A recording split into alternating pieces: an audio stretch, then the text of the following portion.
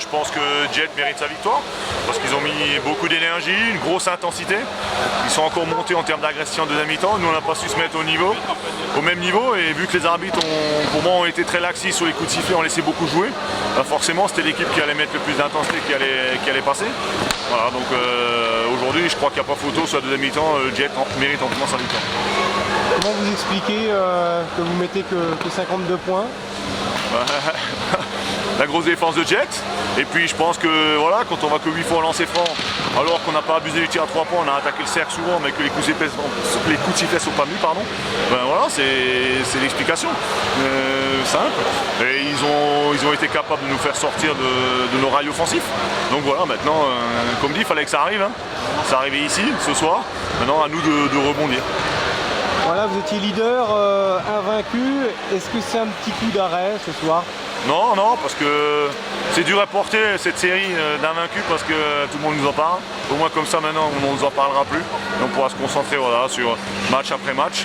Et on sait qu'on a un gros morceau avec Quimper samedi. Ouais, vous sentiez que vous étiez attendu quand même dans chaque salle avec cette série d'invincibilité? Bah forcément, quand on est leader, on est attendu. En plus, quand on est invaincu, encore plus. Donc voilà. Maintenant, comme dit, il n'y a rien de dramatique. Il faut qu'on en tire les leçons et qu'on se prépare bien pour samedi. Un dernier match, qu'est-ce que vous pensez du potentiel du Jet Vosges? Qu'est-ce qu'ils peuvent prétendre par rapport aux autres équipes que vous avez rencontrées? Vous savez, hein, le Jet a une grosse densité physique sur les postes extérieurs. Ce soir, ils ont fait souffler dans ce secteur-là. Donc moi, c'est une équipe qui, voilà, qui comme beaucoup, peuvent prétendre aux playoffs. Parce que je crois que le championnat cette année est très ouvert. Le plus important, c'est rester mettre le plus longtemps possible à domicile. Voilà, pour l'instant, ils ont chuté qu'une fois ici. Donc voilà, maintenant, chacun son championnat. Nous, on a déjà assez à gérer avec nous. C'est important d'avoir de l'expérience quand même, parce que le Jet enchaîne quelques années en N1. C'est important pour bien aborder la phase des phases finales. Oui, bien sûr, c'est sûr que plus on est expérimenté, mieux c'est. Voilà, maintenant, je crois qu'il faudra attendre voilà, vers le mois de mars quand tout va se jouer. C'est là où on va voir les grosses équipes qui vont se révéler. Et pour conclure, votre objectif c'est de retrouver la Pro B, j'imagine?